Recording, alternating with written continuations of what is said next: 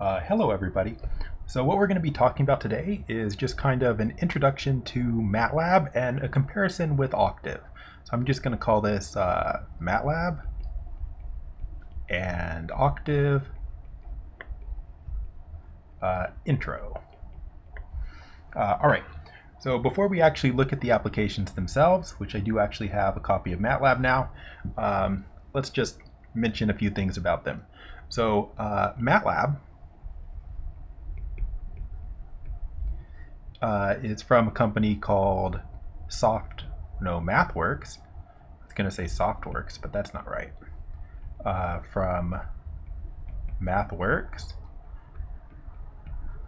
Well, what else about it? That's the company that makes it. Yeah, so it's short for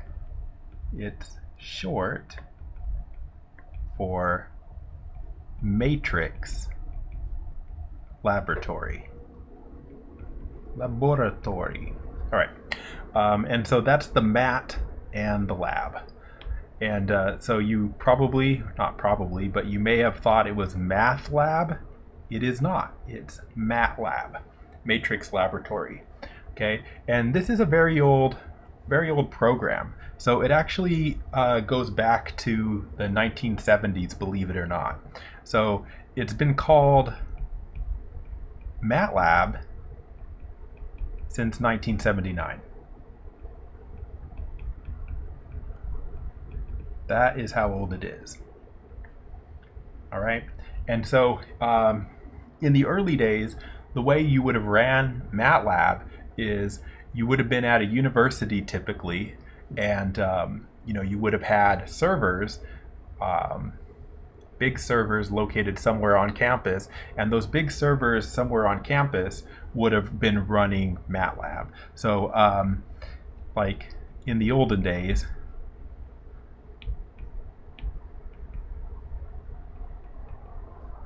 and actually now if you want to, then MATLAB would be running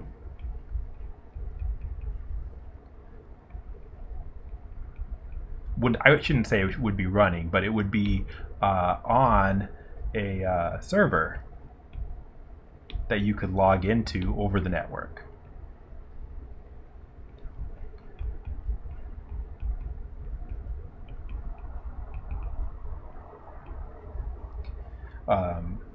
Run it from the command line.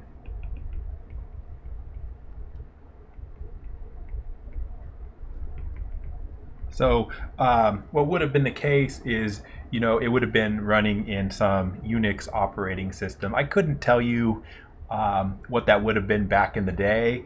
Nowadays, if you're running it, if you do that now, you're probably running Linux, right? So if you do that now, which you can, the server would be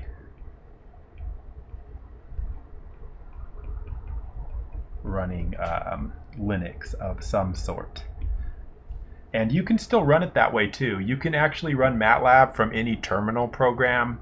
I guess if I would have thought about it a little bit more, I could have had this iPad set up to do that, and I could have logged into like my laptop running Linux, but I didn't have the foresight to do that. And also, you probably don't care. But anyway, so it's a very old application, okay? And what it's for is for what it sounds like. So it's called Matrix Laboratory, right?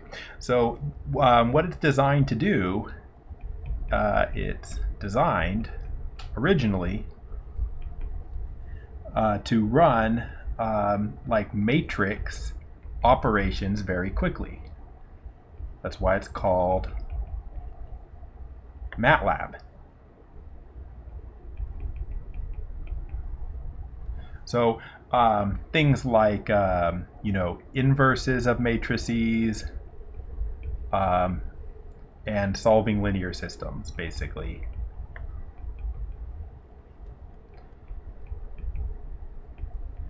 And yeah, so I mean, that's what it's for. Nowadays, it can do a lot more, but that's where it comes from. Okay, so it's just designed to solve algebra systems very quickly. And in your first assignment, probably you'll have to do that kind of stuff. But yeah, so that's just kind of the very, very quick version of what it's for. Now, new octave, I'm going to say new instead of GNU, like they say you're supposed to say it. But new octave, that is just an open source implementation of the Matlab programming language.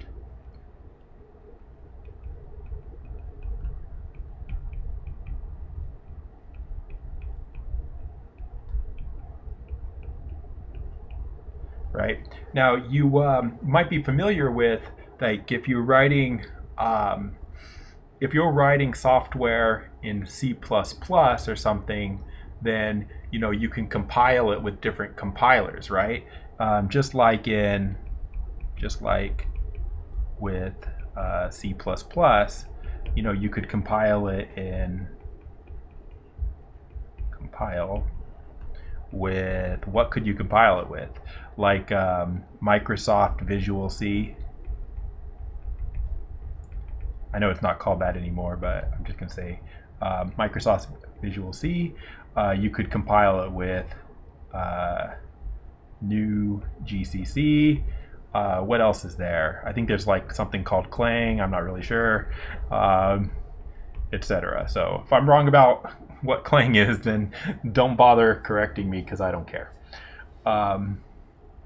Anyway, so that's the kind of idea that we're talking about here. So theoretically, like Octave and Matlab are really just two versions of the same thing, and the advantage of Octave is that it's free.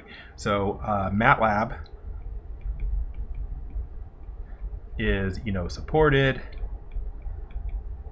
by a company, but expensive. And Octave has little support. There are bugs that it's had for literally years, but free. And that's why I like it, because it's free. Okay, and we're going to compare them in just a few minutes, probably less than that. Okay, so I'm not really going to get into like a big detailed discussion of what exactly is different with them right now. We'll just try them out and we'll see what's different.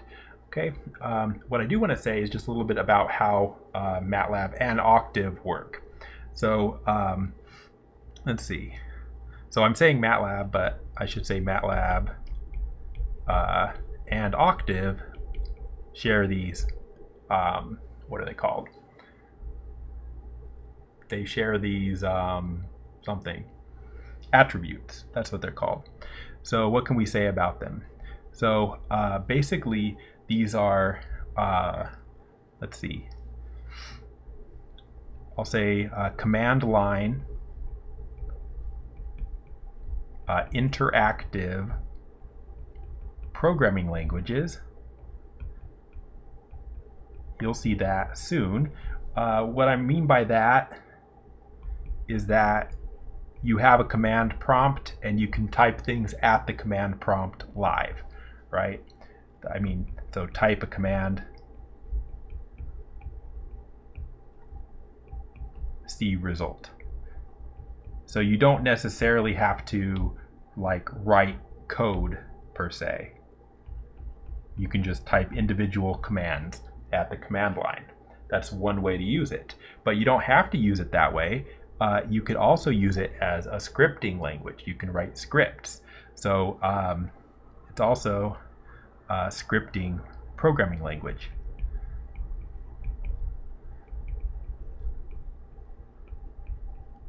Now, what's a scripting language? When I say scripting, what I mean is that you write out a list of commands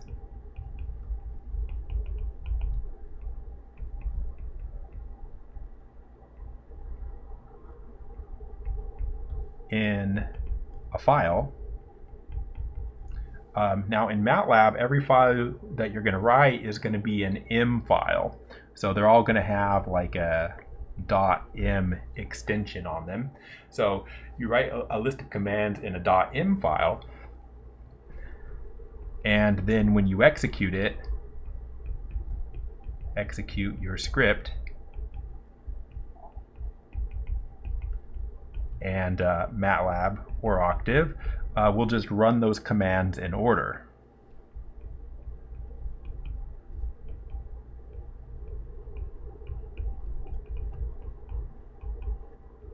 All right. However, not every IM file that you write has to be a script, because a script is literally what I said here. It's just a list of commands that run in order. That's not the same thing as like a function, right? In Java and other programming languages, you're used to having functions, and functions run by, you have inputs to functions and outputs and local variables and so on. So if you want to do that, you can use it as, like, I'll say like a regular programming language. I'll say more full-featured programming language.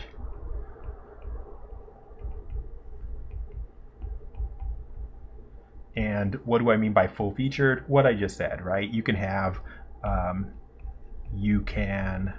write functions in also IM files, which is a little bit confusing, because if you just see a file called like something.m, you don't know if it's a script or a function until you try to run it, and you get an error or you don't get an error. So you write functions in .im files, and those functions have all of the features of normal functions. Those functions have things like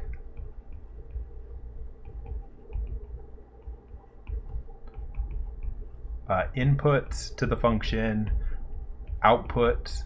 When I say outputs, I mean like return variables. There are local variables, etc. that kind of other programming languages that you may be more familiar with have. And so kind of that gives you kind of three ways to interact with Matlab, right? Because you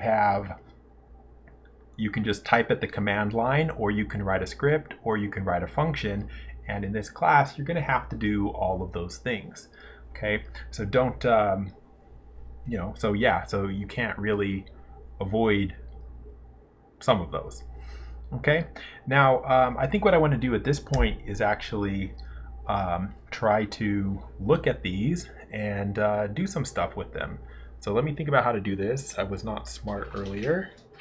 So iPad's in the way, so I move it. That's step one. Step two is we need to switch to Octave and Matlab. So I apologize, but what's going to happen here is you're going to get like a vertigo thing for a second, and then you're going to see Matlab and Octave. So avert your eyes if you're sensitive, but I don't know how to use OBS, and so this is what we get. All right, close your eyes, children.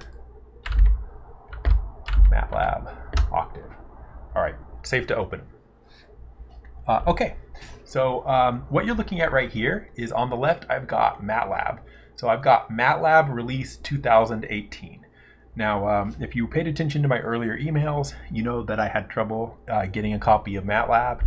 I managed to dig up an old copy that we can use just for demonstration purposes here.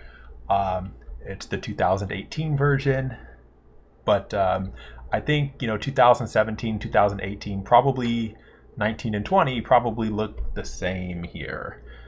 If it's a little bit different, then so be it. So right, I can make it big, and there you go.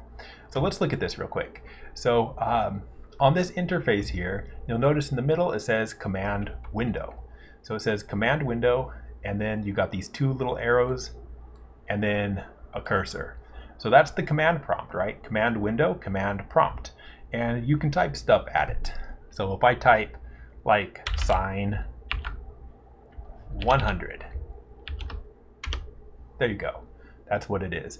Now, it gave me a lot of decimal points. That's because I actually typed a command earlier at it.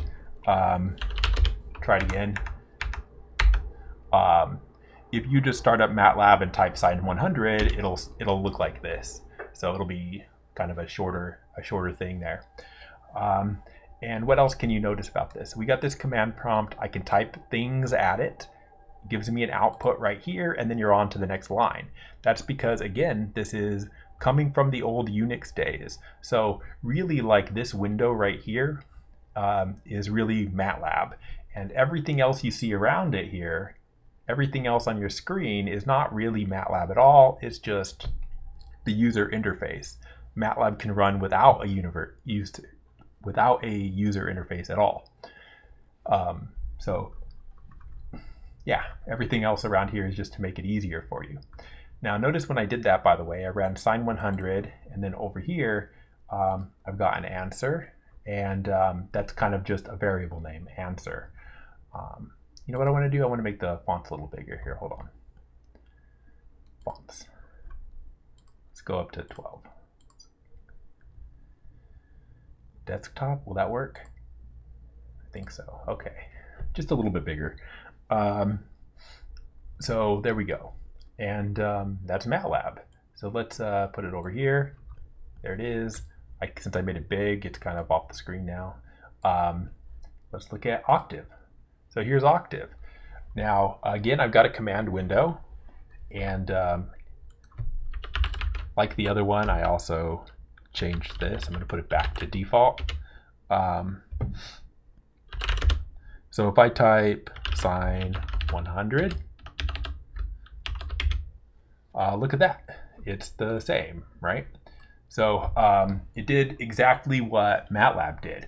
So it told me that the answer is 0.50637, and then if you look at the workspace, right, workspace here, just like workspace here, says that there's a variable called answer. I think it'll tell me the value. Yeah, it does. There it is.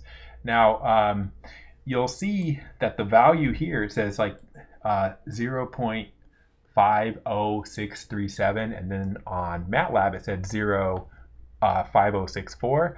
Now that doesn't mean that MATLAB calculated a different answer. That just means that MATLAB is showing you a different number of digits. Something you might notice here on Octave is it says class double. So it's a double. So in computers, in a computer, a double is a 64-bit floating point number. So it's a 64-bit floating point. So floating point means decimal. So 64 bits has actually quite a bit of precision. And so if I say format long, and then I look at the answer again, you can see that really it had a lot more digits, and we weren't being shown those digits. And same thing in MATLAB. If I say format long,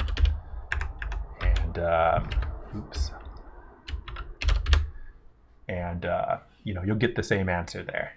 Okay, and so you do format long when you want to see all the decimal places, and you leave it format short because format short is the default when you don't care so much about looking at the numbers. So yeah, so you can do lots of stuff here at the command prompt. Like what else can you do? Well, you saw me run a function, right? I ran the sine function. Now something you can do is, if you're curious about the sine function, right? Like you say, okay, sine, how do you run the sine function? Well, something you can do is, if you need it to tell you how to do it, right here at the command prompt, you can write help sine. Remember, since MATLAB was originally a command line application, it needed to be able to provide you documentation right here from the command prompt without clicking on stuff, because you couldn't click on stuff if you just had a command prompt. So if I type help sine, it'll tell me how to do it. Sine of argument in radians. Sine x is the sign of the elements of x. Here's some related functions. What do they do? I don't know. You could click on them. Also, one advantage to MATLAB that compared to Octave is up here in the box, you see it did say search documentation. MATLAB documentation is fantastic. So if I come up here and I type in sine like that, it will bring me up a lot of documentation. And if you're trying to do something in MATLAB, this documentation is fantastic. So like, let's say you're trying to figure out how to do an integral. So you type in integral, and just typing in integral, it tells me some possible function names. So like integral, numerical integration. How do you use it? Integral function, minimum, maximum. And then they give you an example down here of how to do it. That's not really the subject of today, but I could do it. I could try integral. Let's integrate the sine function. Now this may not work because I'm typing it in a different way than that command just showed me to type it in, but I'm going to try it anyway. Yeah, I didn't like it. Here's another one that might let me get away with it. Okay, so quad means quadrature, and quadrature means numerical integral. So like I just numerically calculated an integral there. Now if there's an exact answer, this would not find it, but it gives me a decimal answer. So that was actually this integral. I'll show you on the iPad. So if you're wondering, if you're not sure what I just did, what I just did was this. Oh, sorry.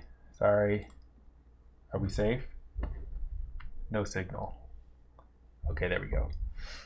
All right, so like what I just did there was this. So if you wanted to do the integral of 0 to 1 of sine x dx, then the way you would do it in MATLAB, well, one of the ways you do it in MATLAB was I typed in this command. I typed in quad sine x 0, 1. So pretty basic. I use commands like that all the time when I'm too lazy to go to Wolfram Alpha. And I could have used the integral command that it told me to use, but I didn't know the syntax for that, so I didn't. So let's go back. Now you might be thinking, oh, well, does Octave have the same one? Probably. Quad sine x 0, 1. So what did they tell me? They told me not to type in sine x that way. That's not how you're supposed to do it, but it did it anyway. If you type help quad here, you'll get help the same way that you did in MATLAB, although this is a little bit more awkward here. See how it says less forward back? It means there's more documentation, but you have to hit the F key on your keyboard to get more. So it's kind of like paused. So whole page of documentation there for that one function. Same thing here. If I type help quad, it does the same thing. Documentation's different though, because MATLAB's quad function was written by MATLAB, and Octave's quad function was written by open source developers. Now, the thing that you want to keep in mind here, or at least maybe keep in mind, is that this command right here works in both MATLAB and Octave. So this works in MATLAB and Octave, but that's not true for every command.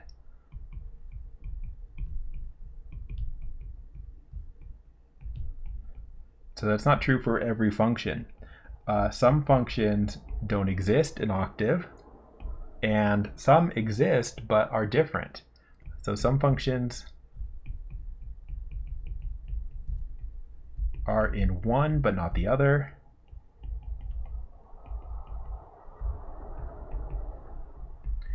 And some have the same name but work differently.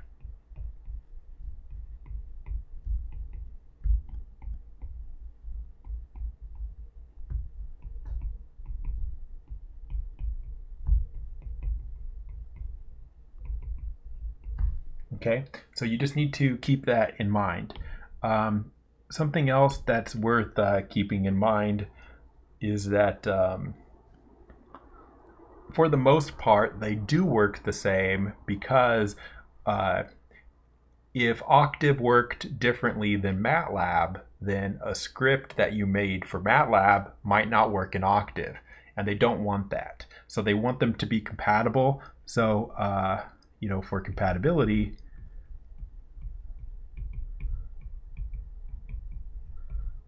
most Matlab stuff works in Octave.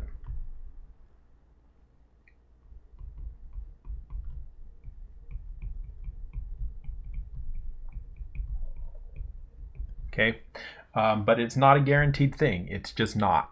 So a lot of stuff is the same, and a few things are different. So again, avert your eyes. Okay, and we're back. So anyway, let's do some stuff here. So what else can we say about this? So we got this command window here. We got the workspace here. The workspace tells you what variables you have in memory. So if I do something like this, if I say x equals 1, it tells me x equals 1. And over here, it says there's a variable whose name is x and whose value is 1. Right? That makes sense. Now, that's going to be true in Octave as well. I don't need to show you everything in both.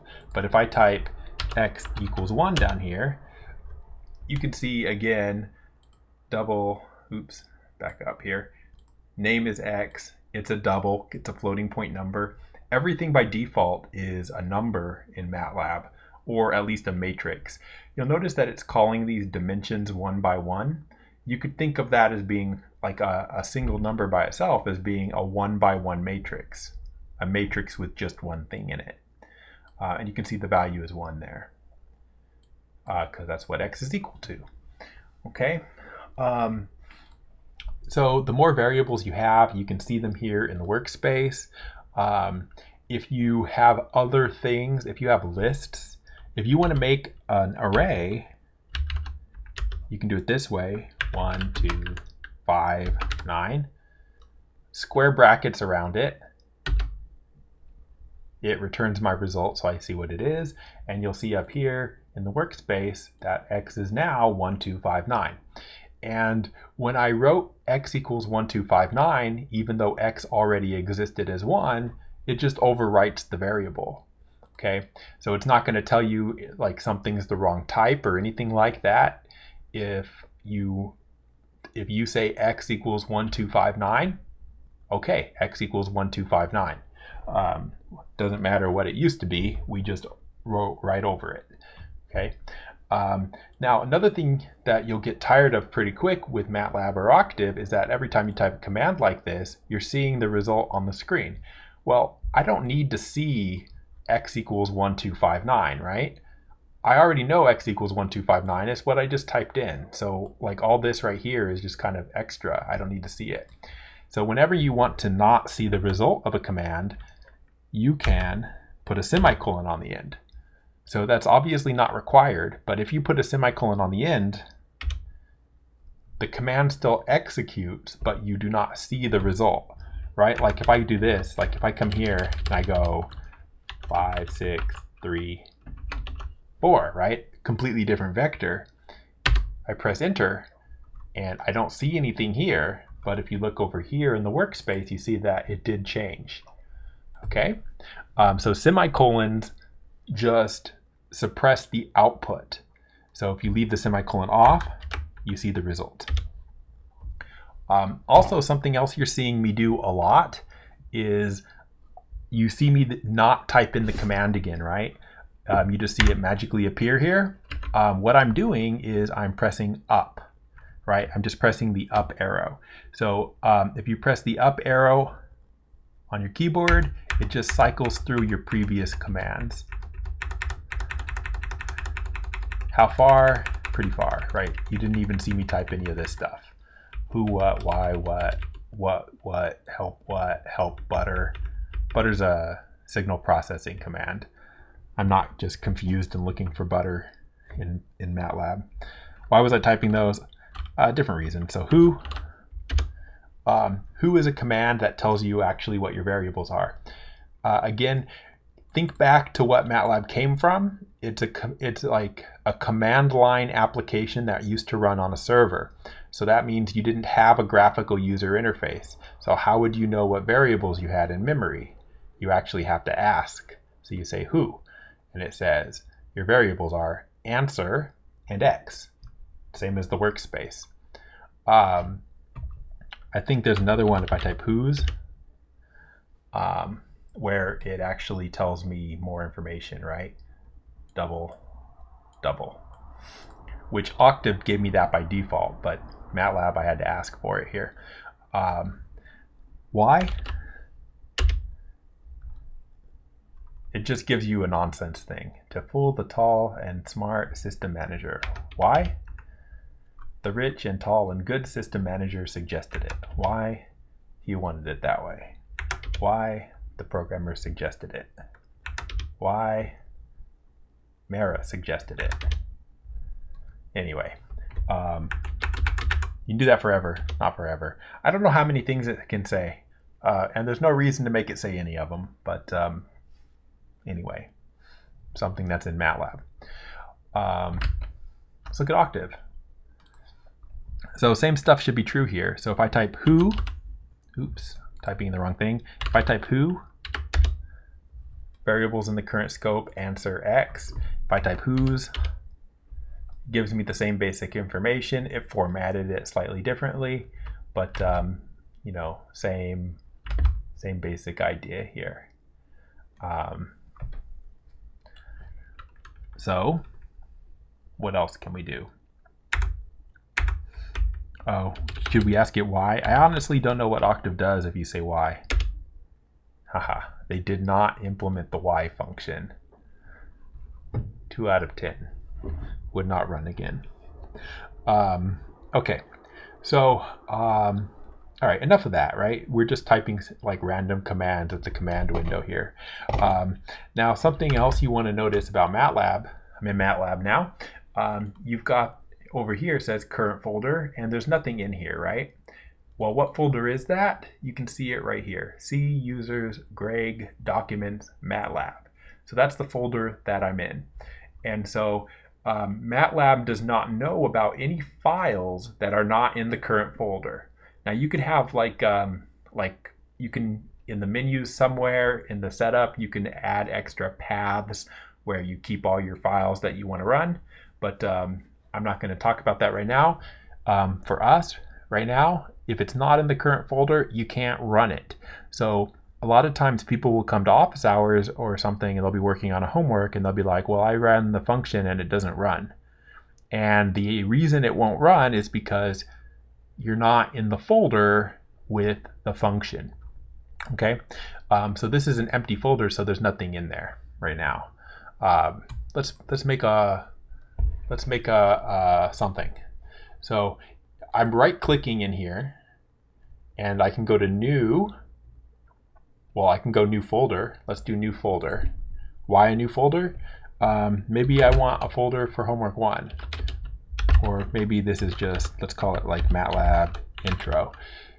Now you'll notice that I used Matlab _intro. The reason I did that is because occasionally Matlab and Octave, they both have this problem, will sometimes run into issues if you have spaces in your path name. And so just out of habit, I try to avoid that. Generally you'll be okay, but just in case. So if I go into Matlab Intro, so I just double clicked on it, you can see I'm now in Matlab Intro, another empty folder. Well, I'm going to make a new script. So I can click new script here, or I can right click in the folder and go to new script. Doesn't matter.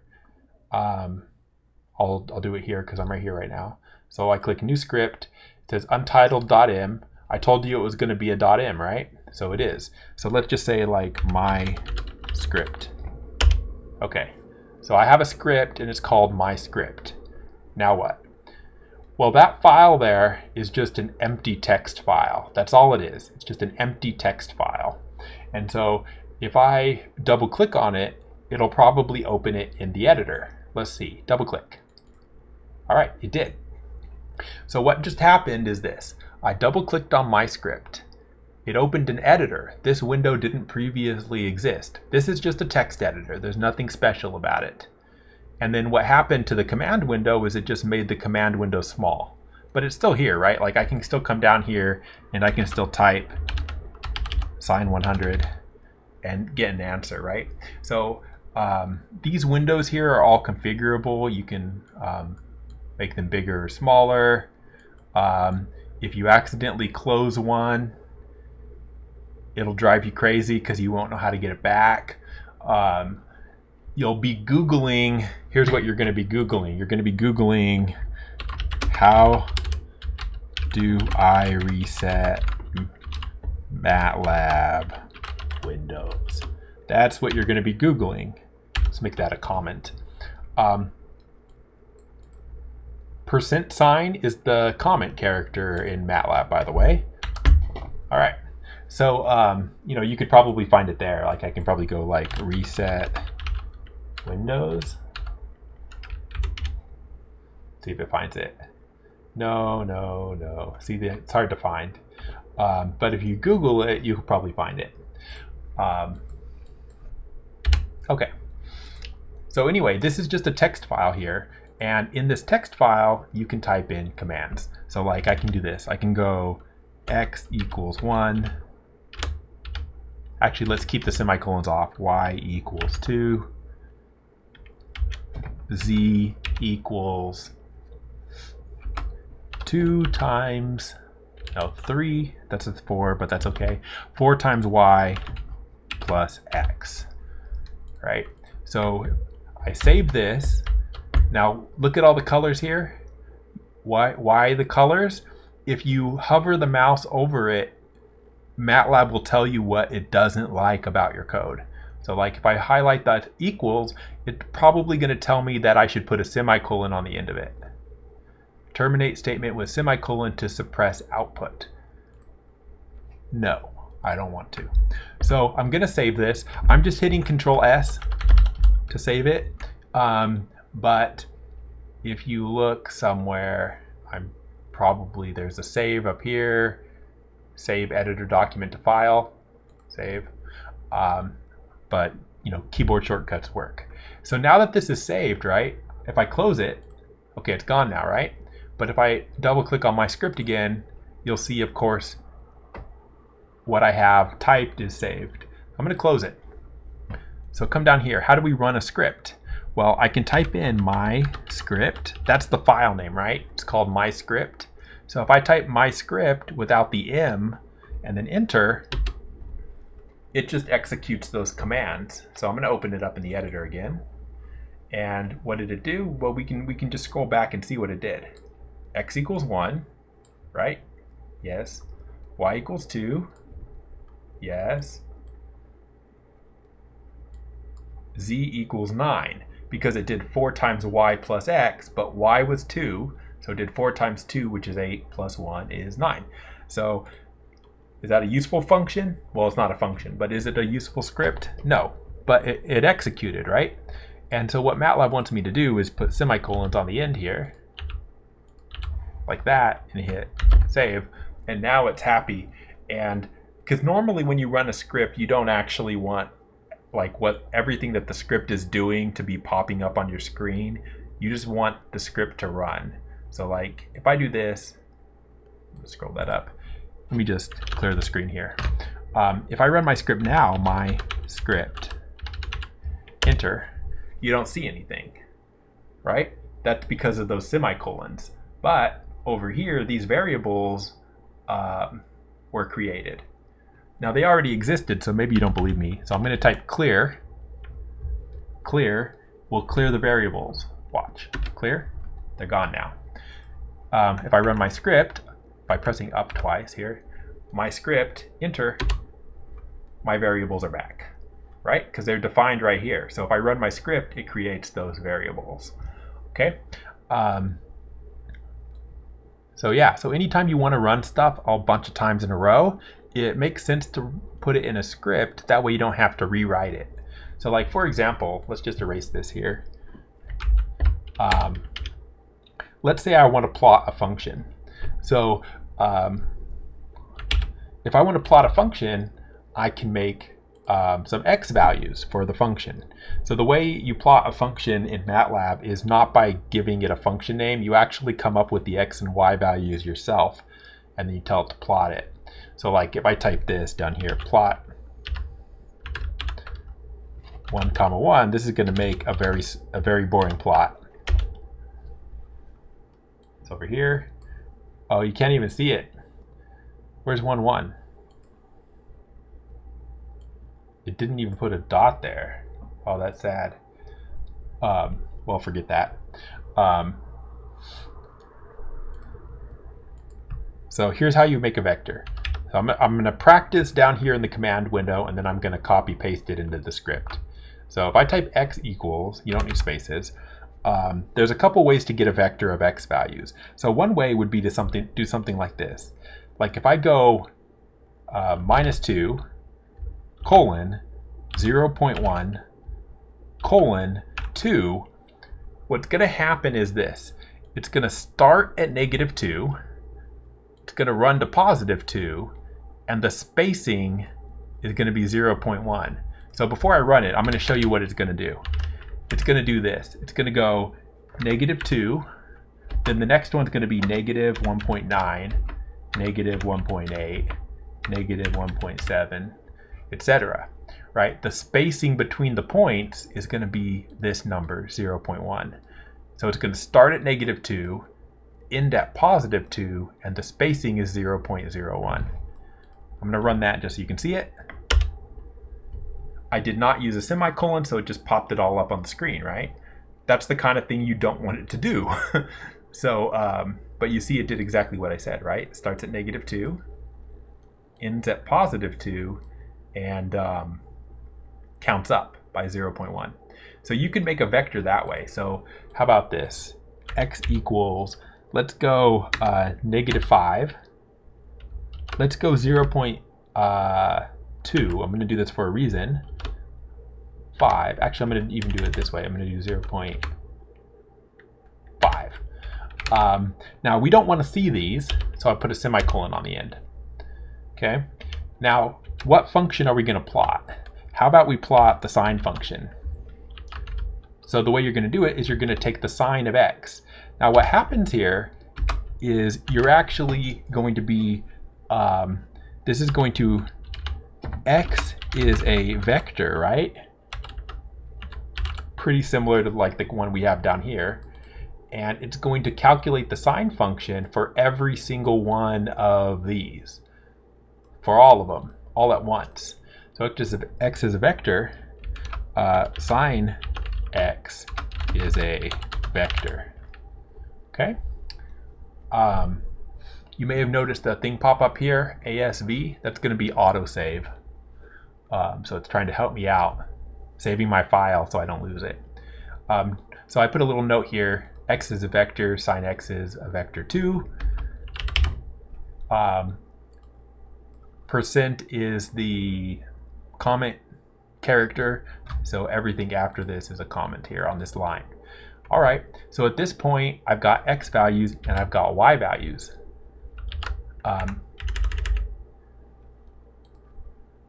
So what do I want to do? Well, I want to plot them, right? So plot x comma y. Now, like I left a blank line, that doesn't matter. Okay, so here's a very short script. Notice I'm using variables I already used before. That's fine, right? We're just going to overwrite them. So let's come down here. My script. Enter. There it is. It's beautiful. There's my sine function. Now, something you'll notice right away, I hope, is that it's blocky. Look at that, right? Straight line, straight line, straight line, straight line, straight line, straight line, straight line. Very ugly. Why is it ugly? Well, the reason it's ugly is because of the spacing that I used. I spaced those points by 0.5. And So this only has a certain number of points in it, right? It goes -5, -4.5, -4, -3.5, -3, and so on, right? Big spaces there. And so you get an ugly graph. How would you fix it? You need more point, right? So if I want to make a better plot, I probably should have done something like this.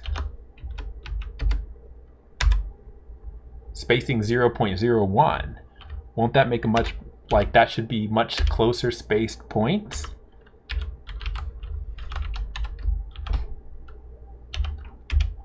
Oops, call that Y2.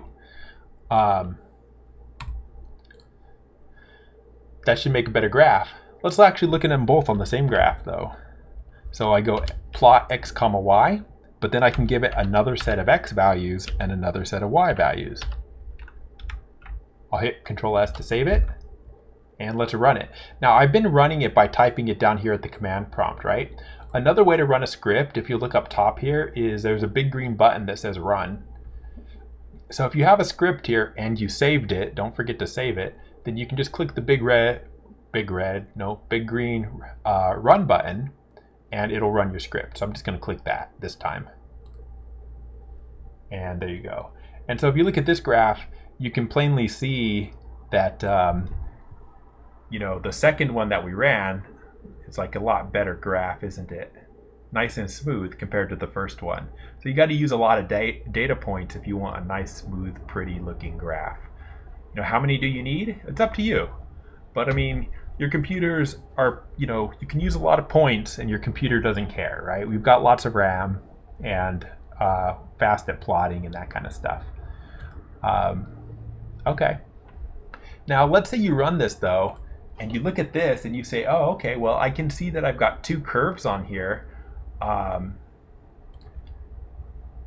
Or maybe I do this. I'm going to plot a cosine so they're just different. So here, do you see the advantage of running a script? I just changed this and I'm going to hit run and I've got the result immediately. I didn't have to retype anything, right? I just made one small correction, hit run, and I got my result. That's why you use scripts, to avoid typing in the future. So like, let's say I run this script here and I'm looking at this and I go, okay, I can see I have a nice picture here. Which function is which? Like, let's say I forgot which one is the sine and which one is the cosine, right? So this is maybe not a good graph. Well, there's all kinds of stuff we can do that we can add to this graph to make it a better graph to read. I could do this, for example. I can make my plot. One thing I can do is I could add grid lines. So I'm typing grid, I'm hitting save, and then I'm running it. Oops, I didn't want to squish it. That's better, right? Grid lines, so I can see what's going on. What else could we do? Well, it'd be nice if we had a legend. How do we do a legend for a plot? Well, what you do is with legend, we plotted x comma y, and then we plotted x2, y2. So the first function was xy, which is the sine function. So what you do is you say legend, and then you tell it what the first function is called. So the first function was called y equals sine x. Now this is just text, so I can type whatever I want here. But that's how I'm going to type it, y equals sine x. I put it in single quotes. Double quotes probably work here. And then comma, what was the second graph? The second graph is cosine, so I could type y equals cosine x. Now I'm going to put that in quotes, single quotes. Save. So now if I run it, here it is, off screen. Now it tells me which one's which. The blue function's sine x and the red one's cosine x. Now those are just text, like I said, so if you type it wrong, it'll be wrong. Now something that's nice about Matlab is Matlab lets you edit this right here. So like if I don't like the legend, I can probably move the legend. Look at that, isn't that fancy? Just put it wherever you want. Also, if I could delete it, just right here on this window. And if I wanted to add one, I could do insert legend. And it's back. and I double clicked on that, and I can actually edit the legend here. Okay, so that's very fancy. So let's close this. Now let's say I want to get this picture out. I can type print. Print is not actually print. Print means like print to a file typically. Technically it means print to a device, but the device we're printing to makes images. So I'm gonna print a PNG file, DPNG here, and I'm gonna call it. What am I gonna call it? I'm gonna call it Matlab plot.png. Save it, run this again. Okay, so there's my picture, but everything worked the same. The only difference is if I can close this, it doesn't matter. Look over here, Matlab plot.png. And I can open it outside Matlab, and it actually made this nice looking image file for me. Default size 875 by 656. There's a lot of ways to change this, like edit the parameters and so on. Also, let me run this again. In Matlab, you got this figure here. You can go File, Save As, and in here you can actually select the file format that you want it and save it that way. Don't save it as a Matlab figure because no other software reads Matlab figures. So you want to save it as probably a PNG, or if you're being fancy, EPS, but probably not. Don't use JPEG. JPEG will have ugly compression artifacts. Use PNG. Safe side, use PNG. So you can save it there. Now let's take this. I'm going to select all this and I'm going to copy it. Why? Because let's go over and try this in Octave, see if it's different. Here, Octave's a little bit uglier here. See all this junk in my file, or my folder? Why is it there? Because I use Octave. So all of this is my script files and stuff that I've been using lately. How lately? I don't know. I think this is all the last couple months, like summer. Now you can do all the same stuff here. So let's say I need to make a folder. How do I make a folder? Well, actually right-clicking in here doesn't make a folder. Go up. So let's say I do want to make a folder. How do I make a folder? Well, actually there's a little key, or what's it called, a gear here. I click here, and there it's new directory. So I can make a new directory. What do I want to call it? Matlab Intro. All right, so I still made a folder here. Now, like before, I can double click on this. Now I'm in that folder. You see the path here, you see the path here. Now it's empty. How do I make a script? Well, I can right click in here, nothing happens. But if I go File, New Script, I can get a new script. Now look what happened though. It's a little bit different.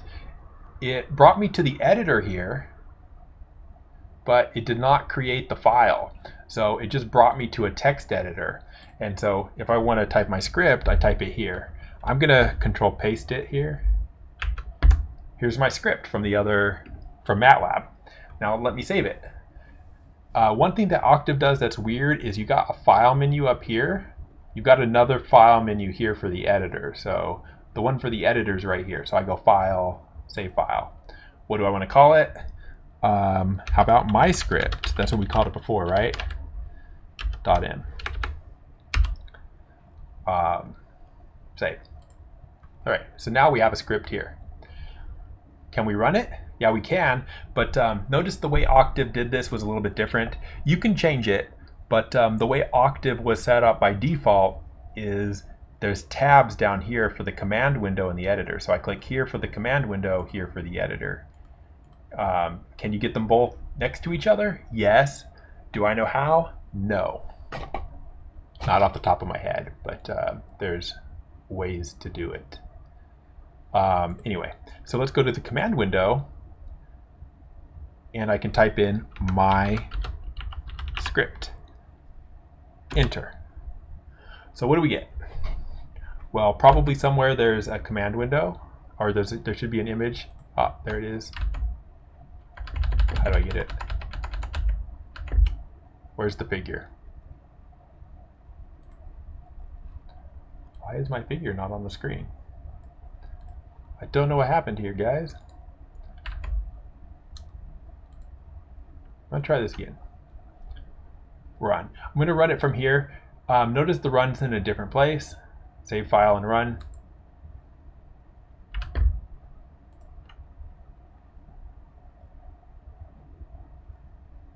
It's really just not opening that, is it? Yay, we got our first Matlab bug or Octave bug here. I'm gonna close Octave. Gone. I'm gonna run Octave. Here it is. Go back into my folder. Matlab Intro, Matlab script. Here it is. Let's run it. It's going to take a second to load because the first time you load a figure in Octave, it's very slow. So just let it go. Boom. Wait. It's not this slow after this, but this first one is the way it is. So you have to be patient for the first plot that you make in Octave. It closed. Oh, there it is. All right, so here it is in Octave. It did the same basic thing, right? You still have a blocky graph. You still have a smooth graph. You still have the legend. I cannot drag that legend around. The grid came up different because it's different plotting software, and so on. Now, one thing I will say is that Octave has several what they call back ends for plotting, and so depending on the version of Octave you're using and what the settings are, you could have a graph look pretty different than this one. So like if you're using a Mac or you're using Linux, it might not look like this. But this one looks like this. So there you go. Let me close that. Same thing, it saved it as Matlab plot. Probably should have called it Octave plot, but I didn't. I can open this, see what it looks like, and here's the plot. So yeah, I mean, it's fine. Right? I mean, it's just a plot. Just close, make this smaller here. So this is the one from Octave here. Where's the one from Matlab?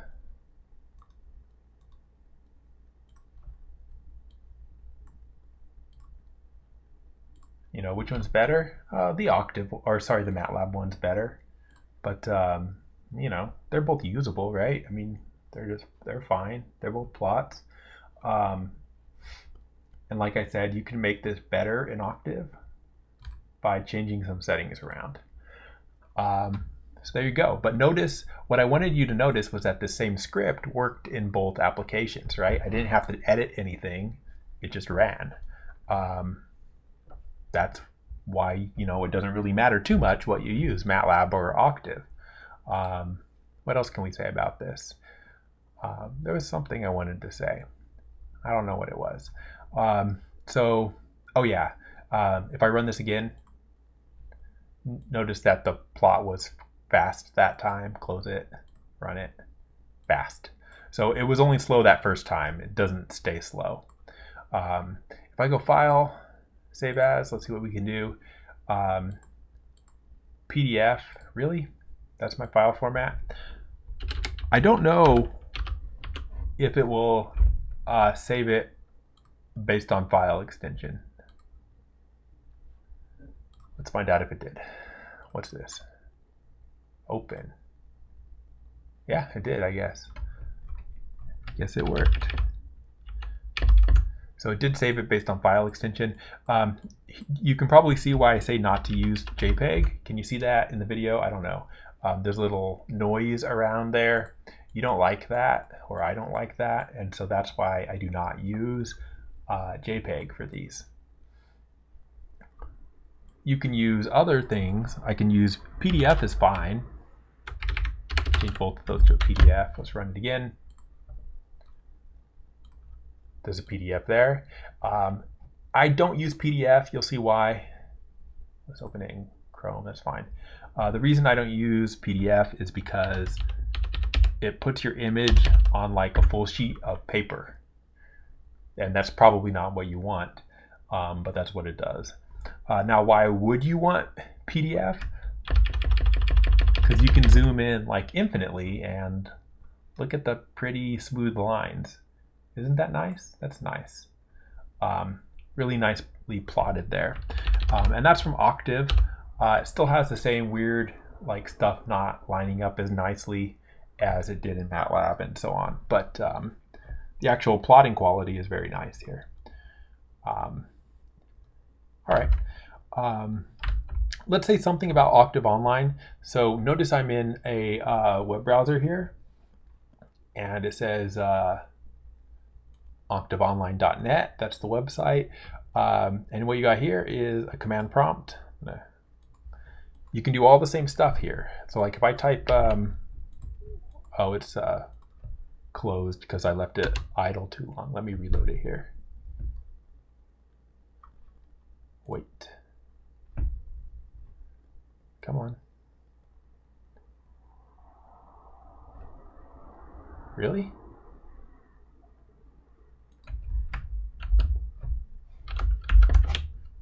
Okay, this time it works. Okay, so if I open this up, I can type down here at a command prompt, and it just locked up. Why would it be doing this? I do not know why it's doing that. Let's wait. I hate to do it. I'm going to open Firefox.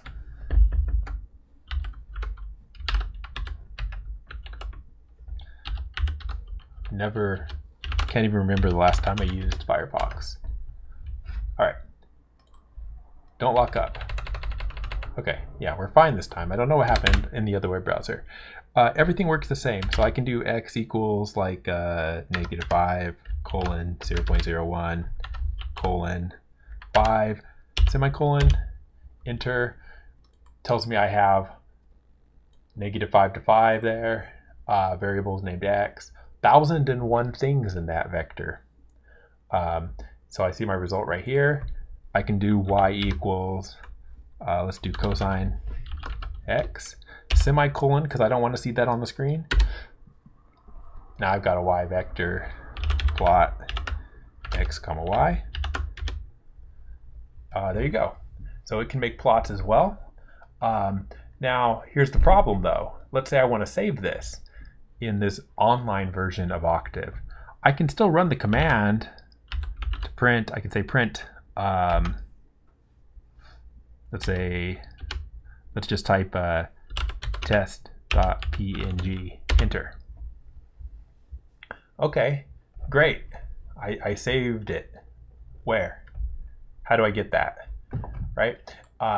So that's not, it's not as easy to do stuff on the online version of Octave here, because how do you get your files on and off? Note you can see this big box up here. Want to use scripts, log in? Well, you can log in. I have an account. You can use your Google account. So I'll use my Google account. Hey, all right. This is annoying me.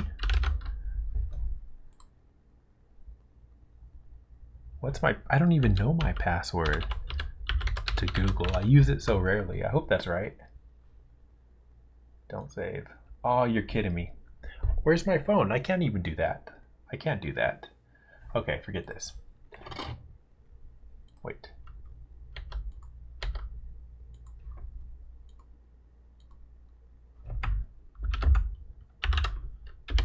My phone battery died, so I literally can't type. All right, let's log in. Okay, so I logged in. It had some settings saved for me here. It's got a bunch of weird windows. Let's see if we can type now. Okay, we can type.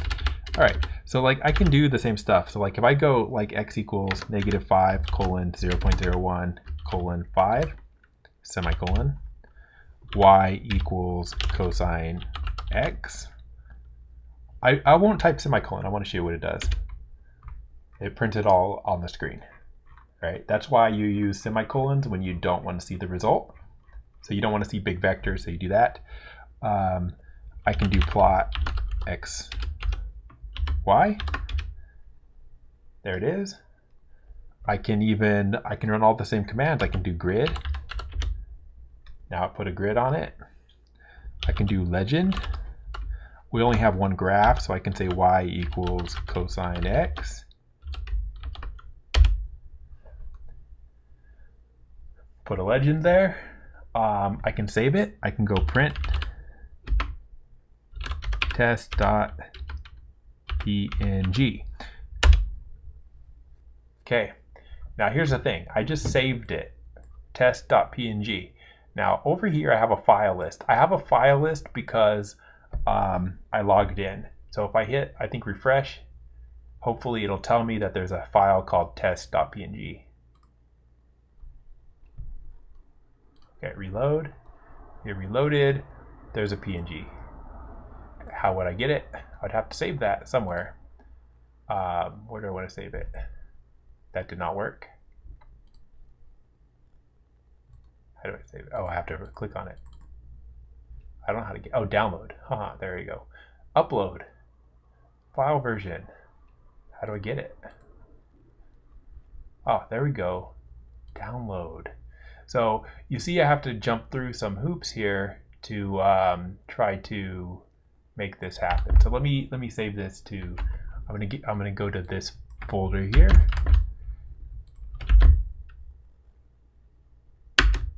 All right, and here's test.png. So this was test.png was Octave Online. So this is Octave Online. Let's open it up, and there you go. So actually, Octave Online did a better job, I think, than Octave did. I noticed the difference here, actually. Okay, this is Octave, and this is Octave Online. So notice that Octave Online had like a nicer looking line, and it actually managed to fit that in the box. You know, and that's like I said, Octave has different backends for plotting, and so that's why this one came up a little bit different. It was using different plotting software. This looks more like Matlab. Anyway, so what you saw there was in Octave Online that you can actually use it. You can create files. There's an editor here, so like if I wanted to make a script, I don't know how to close this. The interface is awkward. If I come here, files, I go plus myscript.m. Okay, sure. So it makes a file called myscript. I click on it, dismiss. It opens up a window here for editing. I should be able to come over here. Here's my plot script.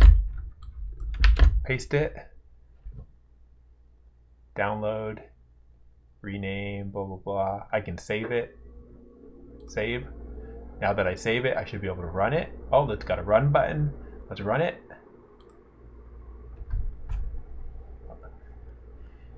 You ran it, and it called it Matlab plot.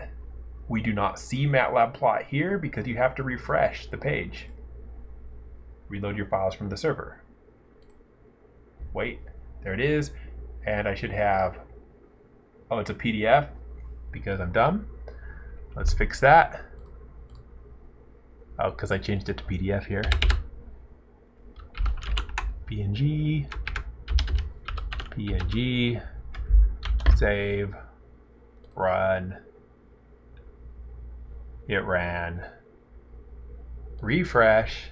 Okay. There it is. Matlab plot.png, which I should be able to click on, then download. Matlab plot 1. Yeah, because I called it the same thing. There it is. Open it. Okay. So there's my Octave Online version of that file. So again, the same script ran in Octave and in Octave Online, which is no surprise, and in Matlab, which is where I wrote it in the first place. So you really can use any of these to do your homework. Hopefully you did see that Octave is a little bit, more of a pain here to do things with, just because you're stuck in a web browser window, and that's not the most convenient for editing text files. you kind of have to fit your file list and your text editor and your command window side by side. That's how they do it. But other than that, you can run it. Like I have some, like this is code from this class. Here's a big script that I wrote for something else. And I was trying to give it to somebody, and so I gave it to that person by posting it here and giving them a link. So yeah, not a lot to say about it. Point is you can use Octave Online in a pinch. You can use Matlab if you're rich. Just kidding, you don't have to be rich. And you can use Octave if it runs on your computer, right? Because sometimes there's font issues and things like that that you'll run into. If you do run into font issues or something, you can talk to me and I probably know how to fix them, but not necessarily. The real reason to use Octave is for fancy stuff. So stuff that we're not doing here. So like if I want to go like apps here, I can probably find some stuff. Ooh, look at all this stuff. So like a lot of this stuff does not exist in Octave. And if it does exist, it'll be very different. So like something I've used before is I've used neural nets in Matlab. And it was not hard to do, right? Like neural net fitting. You can like double click on it or click once, I guess. And it has like a nice user interface for doing fancy things, right? I can go next. What are your inputs? You know, you have to know what you're doing here, which I do not. So I'm not going to do anything with this, but you could, it's got built-in tools for this that have user interfaces and things like that. Another thing that you could do is if I come over here to Octave, up a folder. So this is my code, right? I've got all kinds of tests for things here. I got Mr. Audio. Mr. is a project here. And I was calculating some audio filters, and I was doing some measurements and some tests and things. And so I got some plots here. I'm looking for my plots. Like here's a big long script that does things. Make a plot. Change directory.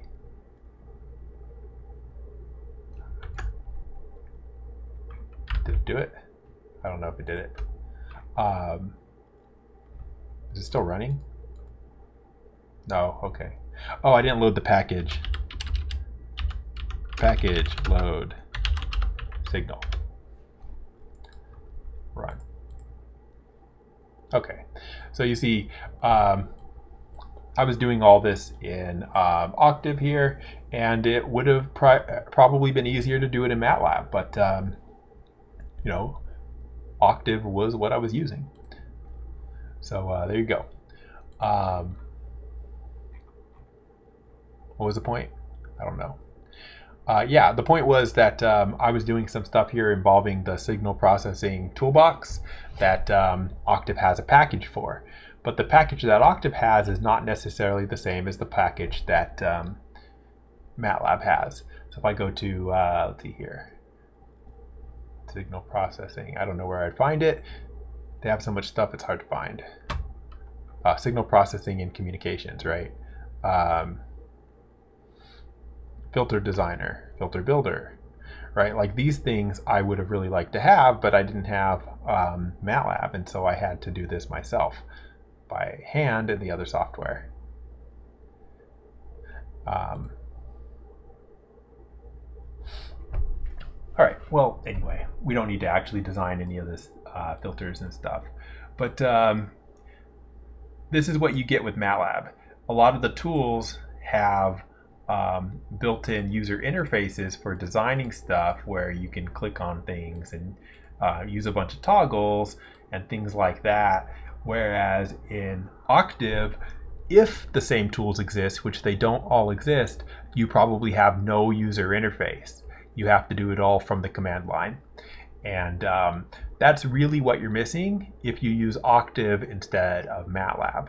But you know, you're not using any of this stuff for this class. So that would be like for a future class. If you were taking like a class in electrical engineering or a class in you know, numerical analysis, data science, right? If you're going to be doing like any kind of AI stuff, neural net stuff, that kind of stuff, maybe you would be using Matlab because of the built-in stuff that you could use, or some packages that you can download that don't exist for Octave.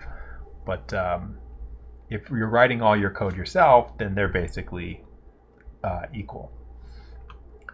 Okay, so anyway, we didn't do too much. We looked at scripts, we looked at command line. We didn't do any functions, but we will.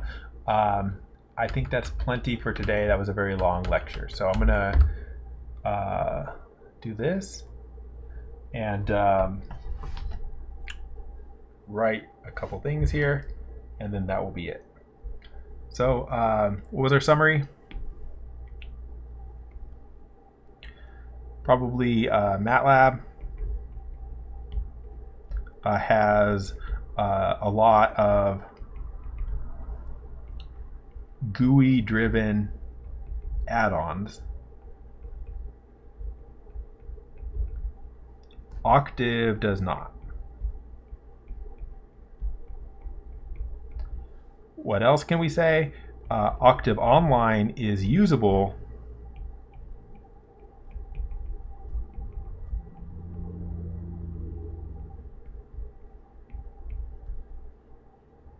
That's not how you spell usable, is it?